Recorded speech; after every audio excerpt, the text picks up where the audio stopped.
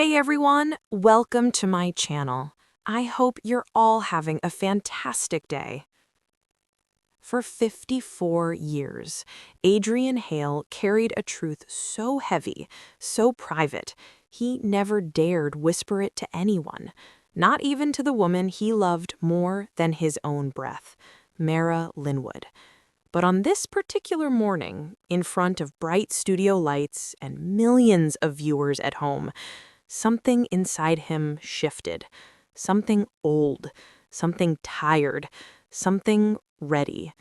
And the moment he opened his mouth, the world seemed to hold its breath. The episode of Morning Rise began like any other. Mara entered the set with her signature glow, waving to the audience, greeting the crew, radiating warmth without even trying. Adrian followed a step behind her, smiling softly, his presence calm and steady, just as viewers had come to expect for the last 15 years. Together, they were the heartbeat of the show, playful, charming, impossibly in sync. But today, something was different. Adrian wasn't laughing like he usually did. The spark in his eyes seemed dimmer, like the light was flickering behind it. And every few minutes, he took these small, uneven breaths, the kind someone takes when courage is pulling itself together inside their chest. Mara felt it instantly. She always did. Her intuition had a way of tuning itself to Adrian, his moods, his silences, his unspoken fears. Right before the first commercial break, when the camera swung away, she leaned toward him, her voice barely audible. "Are you okay?" Adrian nodded, but the truth sat heavy behind his eyes. No, he wasn't okay, not even close. As the show moved forward, Mara kept stealing glances at him. He was there physically, smiling when he needed to, chiming in with a comment now and then, but emotionally he seemed far away, like he was standing at the edge of something enormous and didn't know whether to step forward or run. By the time they reached a quieter segment, a simple conversation about morning routines, Adrian suddenly placed his trembling hand on the glass desk. He stared straight ahead, exhaled deeply, and said, "Mara, I need to talk about something." Her entire body shifted toward him. No camera cue mattered more than this. The studio fell into a sudden electric stillness. Even the audience stopped moving, as though they sensed the weight of something real unfolding in front of them. Adrian's voice, when it came, was softer than anyone had ever heard it. "There's something I've never told anyone, especially you, Mara." Mara blinked, confusion sweeping across her face. "Me?" He nodded, slowly, and that nod alone carried decades of weight. "I've spent 54 years hiding this. I thought I could carry it forever." Mara's hand slid across the table without hesitation, covering his. A simple gesture, but one that said, "I'm here. Whatever this is, you're not alone." Adrian finally began. He spoke of a childhood where strength wasn't just encouraged, it was demanded, of a father who believed emotions were a weakness, of a world that taught him fear should be buried, not shared, of growing up with this quiet, gnawing terror inside him, a fear of failing, a fear of disappointing others, a fear that if anyone saw the trembling behind his ribcage, he'd somehow be less worthy. "I always felt like I had to be unshakable," he said, voice trembling. "But inside, I've been scared most of my life.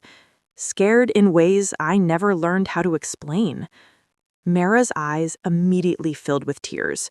She didn't move. She didn't speak. She just looked at him. Really looked at him, with a love so gentle it softened the entire room. Finally, she whispered, "Adrian, you never had to be perfect for me." Her voice cracked on the last word. It was the first time in 15 seasons that viewers watched Mara, unflappable, bubbly, endlessly strong Mara, struggle to hold back tears. You've taken care of everyone for so long, but who took care of you? A single tear slipped down Adrian's cheek. The audience gasped softly, as though witnessing something sacred. He continued, explaining that the reason he never opened up, especially to her, was because he feared she'd see him differently. Because Mara was confident, radiant, emotionally open, and he wasn't. "I thought my fears would be a burden to you," he confessed. Mara shook her head fiercely. "Your vulnerability isn't a burden, it's a bridge." Those words broke something open inside Adrian, something that had been sealed shut for decades. He lowered his gaze, voice barely above a whisper. "I think I've spent 54 years being afraid of being human." Mara pressed her hand to her mouth, overcome, and quietly, so quietly the microphones almost missed it, she whispered, "You don't have to be afraid anymore." Silence filled the studio, the kind that holds grief, truth, and healing all at once. Adrian spoke about how exhausting it was to hold everything in, how being a public figure only made it harder. People expected strength, confidence, composure, not panic, not self-doubt, not fear. He said, "I didn't want the world to know I was struggling, but I was. I still am." Mara leaned closer, tears streaming freely. "We're partners," she said. "We walk through everything together. You should never have felt alone." Their fingers intertwined, tight, steady, grounding. And at that moment, the show stopped feeling like a show. It felt like an intimate window into a conversation two souls had needed for years. Before the segment ended, Adrian turned to the camera.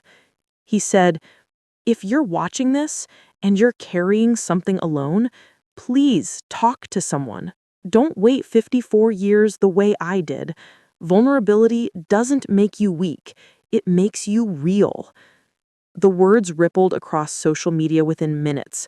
Thousands of viewers sharing their own hidden truths, their own fears, their own quiet battles. As the final seconds of the segment ticked away, Mara wrapped her arm around Adrian, pulling him close. She whispered, "Thank you for telling me. I love all of you, every part." Adrian smiled through tears, his chest rising with a lighter breath than he'd taken in years. "I love you too," he said. "For the first time in my life, I feel free." The cameras faded to black, but the moment didn't. It lived on, in hearts, in conversations, in the quiet courage of anyone who finally decided to open their own long-locked door.